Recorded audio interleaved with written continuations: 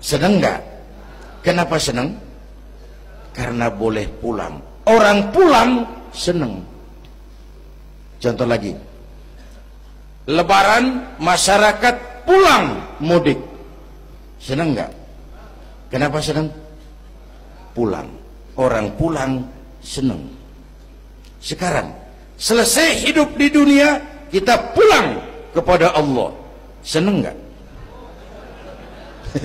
Ragu-ragu, mau bilang seneng takut besok itu gini-gini. Mestinya seneng pulang. Apa yang bikin pulang yang satu itu kok berat?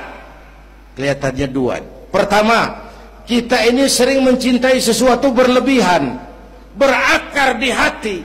Datang saat pulang tidak siap menghadapi perpisahan. Ada yang bergantung di sini, pulang jadi berat. Kalau cinta Allah sepenuhnya, cinta alam seperlunya, pulang enak. Yang kedua, bekal nggak cukup, sengsara di jalan, pulang jadi berat. Nggak punya bekal kok pulang, itu nekat. Belum sempet sholat modar, kok berani amat nggak punya bekal pulang.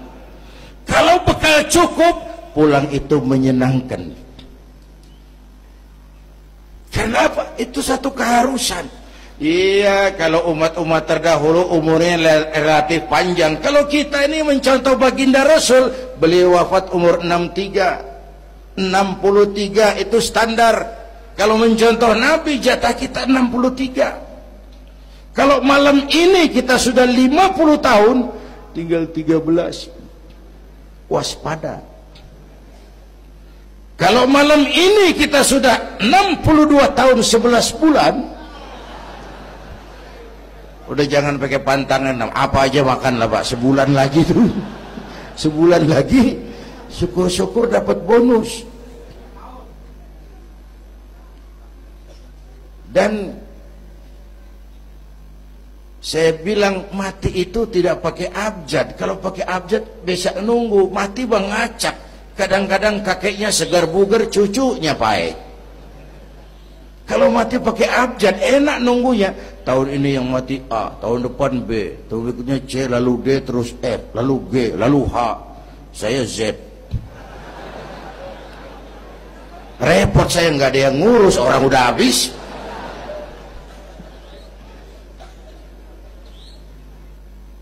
Bapak Ibu hadirin, malah aneh. Jam 6 pagi sopirnya mati. Jam 10 siang, 4 jam kemudian Mbah Suripnya yang mati. Sebelum mati dia pesan sama teman saya W.S. Rendra, Mas, saya kalau mati tolong dikubur di bengkel teater Depok. Monggo, dikubur sama Rendra. Belum seminggu Rendranya ngikut, mati. 1 bulan sebelum Rendra, lebih dahsyat lagi, Michael Jackson mati. The King of Pop, raja pop dunia, mati. Apalagi penyanyi keroncong, lebih mati lagi. Ada hidup sesudah mati, ada akhirat sesudah dunia. Semua kita perantau, dan perantau harus pulang. Bapak Ibu hadirin yang saya hormati, oleh karena itu, dengan semangat itu, ayo kita tingkatkan ibadah kepada Allah Subhanahu. Penutup, Isra Mi'raj itu filter. Setelah terjadi peristiwa itu kelihatan, yang beriman makin mantap, ini golongan Abu Bakar Siddiq. Yang kafir makin kurang ajar, ini golongan Abu Jahal, Abu Lahab, Abu Sufyan, dan abu-abu lain kumpul di situ. Yang ragu-ragu kafir lagi. Ini kristalisasi. Maka dengan memperingati Isra Mi'raj ditambah dengan semangat sholat berjamaah, ayo kita jaga kesatuan, persatuan, kerukunan, dan kekompakan. Bapak Ibu hadirin yang saya hormati, saya bersyukur walaupun belum pernah hadir, tapi saya tahu tiap minggu pagi pengajian Kiai Uci ini dibanjiri oleh jamaah. Alhamdulillah, kita doakan beliau diberikan kekuatan. dan pengajian jalan terus sampai kira-kira kiamat kurang seminggu. Jangan sampai kiamat lah, ngeri. Saudara-saudara, itu yang kita perlukan sekarang.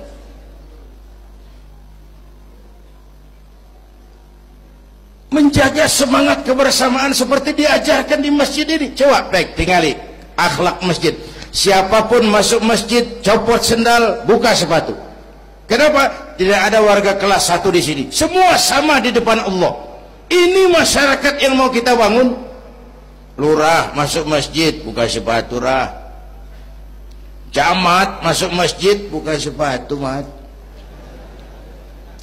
Wali kota masuk masjid, buka sepatu. Ini Pak yang ngomong dia tuh.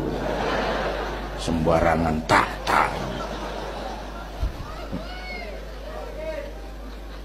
Gubernur masuk masjid, buka sepatu, Nur. Presiden masuk masjid, buka sepatu, Den. Ini masyarakat yang mau kita bangun. Kan keadilan di negeri kita ini masih mahal. Hukum masih sering seperti pisau, tajam ke bawah, tumpul ke atas. Kalau yang kecil salah, hukum cepat-cepat ditegakkan. Yang besar salah, cicing wae pura-pura tenyaho. Itu yang melukai rasa keadilan. Bapak Ibu hadirin yang saya hormati, itu yang melukai rasa keadilan. Kalau mau lapor kehilangan ayam, itu harus jual kambing. Ingin menang berperkara, jual sapi.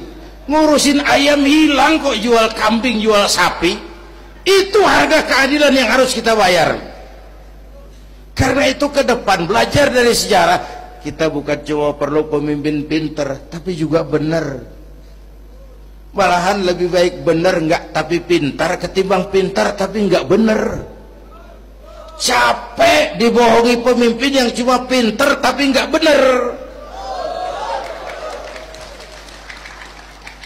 Disuruh ngurus beras malah nimbun beras. Disuruh ngurus laut jadi bajak laut. Disuruh ngurus hutan rame-rame jadi orang hutan. Gitu. Kita rindu munculnya sosok-sosok macam Umar bin Abdul Aziz. Punten nih.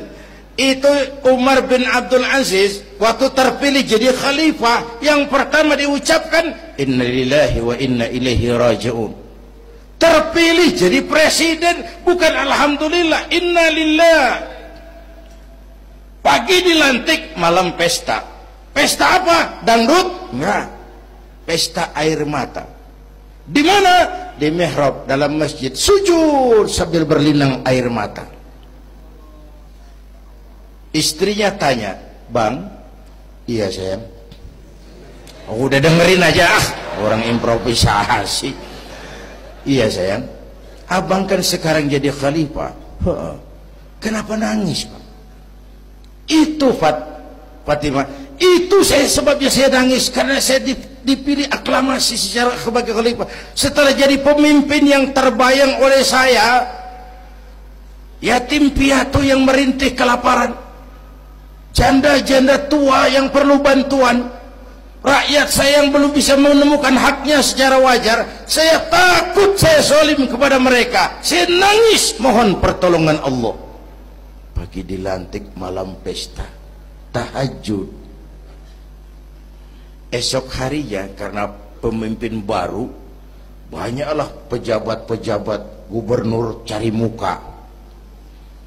Namanya presiden baru, ada yang kirim emas, pakaian mahal, berlian, mutiara, dikumpulkan sama istrinya. Umar tanya, "Fatimah?" "Iya Bang." "Banyak hadiah yang kau terima?" "Banyak Bang, intan, berlian, mutiara, emas."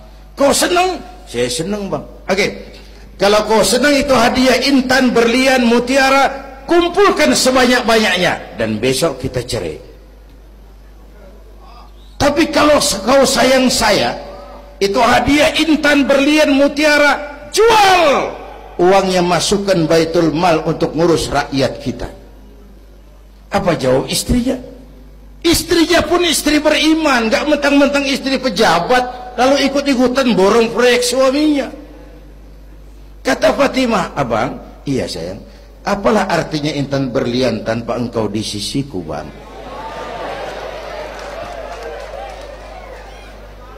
Jual sajalah, jual untuk ngurus kepentingan rakyat. Yang nyata-nyata hadiah pribadi dijual ngurusi rakyat. Jangan yang sudah nyata-nyata milik rakyat masih disunatan.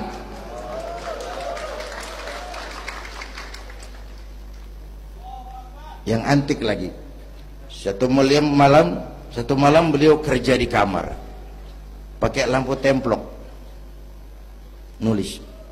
Datang seorang tamu, Assalamualaikum ya Amirul Mukminin. Waalaikumsalam. Silakan duduk. Ada apa? Enggak, cuman mau ngobrol. Urusan pribadi khalifah, kita kan teman lama. Oke, baik. Beliau berdiri, lampunya dipadamkan, ditiup, mati, gelap kamar. Ayo kita ngobrol. Tamunya heran, ya khalifah, iya, kita kan mau ngobrol, iya, kenapa lampu dimatiin? Begini mas, mau tamunya dari Jawa waktu itu, dengerin aja kenapa sih. Gini lah mas, tadi waktu sampean datang tuh, kan sampean lihat saya lagi kerja. Iya, saya kerja tadi ngurusi rakyat. Tentu, saya kan pakai lampu. Memang, lampunya kan pakai minyak. Pasti, minyaknya kan beli. Iyalah, belinya pakai uang. Tentu, uangnya uang rakyat. Kita mau ngobrol urusan pribadi, nggak usah pakai minyak rakyat mas. Ayo ngobrol sampai subuh ini. Kalau yang kecil saja orang sudah berhati-hati, apalagi menghadapi urusan yang jauh lebih besar ke depannya. Bapak Ibu hadirin yang saya hormati, oleh karena itu kita memerlukan semangat kebersamaan, walaupun tidak harus selalu bersama-sama. Ini adalah potret terakhir. Baginda Nabi di awal-awal perjuangan didampingi 5 figur utama. Pertama, Nabi punya Sayyidina Abu Bakar Siddiq. Ini sahabat merangkap mertua, orang tua bijaksana, tempat Nabi tukar pikiran. Kampung itu enak kalau ada yang dituain. Yang kedua, beliau punya Umar bin Khattab, Al-Futuhat Al-Islamiyah, imam tapi jenderal, jenderal tapi imam, gagah, berani untuk Islam. Selesai? Belum. Yang ketiga, Nabi punya Utsman bin Affan, pengusaha tapi santri, penyandang dana. Umat akan maju kalau banyak punya Utsman. Yang keempat, Nabi punya Ali bin Abi Thalib, tokoh muda tapi intelek. Yang kelima, beliau punya Khadijah binti Khuwailid. 5 figur utama bahu-membahu membantu perjuangan Nabi. Begitulah kita berjuang. Mesti punya segala hal. Mesti punya senjata yang namanya golok, gergaji, pisau, silet. Harus punya. Kapan makainya? Lihat lawannya. Yang kamu hadapi apa? Kumis pak, silet turun. Yang kamu hadapi apa? Akar kayu nangka pak, kampak maju. Ini kita sering emosi nggak para rugu. Yang dihadapin kumis, kampak yang maju. Urusan nggak selesai bibir bongkar. Anak-anak muda nggak cukup dibakar emosinya. Berani harus, nekat jangan. Berkorban siap, konyol nanti dulu. Mati syahid, ayo. Mati sangit, jangan. Berani sama nekat tipis loh bedanya. Berani harus, nekat jangan. Berkorban siap, konyol nanti dulu. Bapak Ibu hadirin yang saya hormati, dengan semangat kebersamaan, saya yakin kita bisa berbuat lebih banyak. Inilah barangkali sekelumit ikut tasyakur saya. Mudah-mudahan ada manfaatnya buat kita semua. Lebih kurang mohon maaf. Usikum wa iyaya bitaqwallah. Aqulu qawli hadza. Wassalamualaikum warahmatullahi wabarakatuh.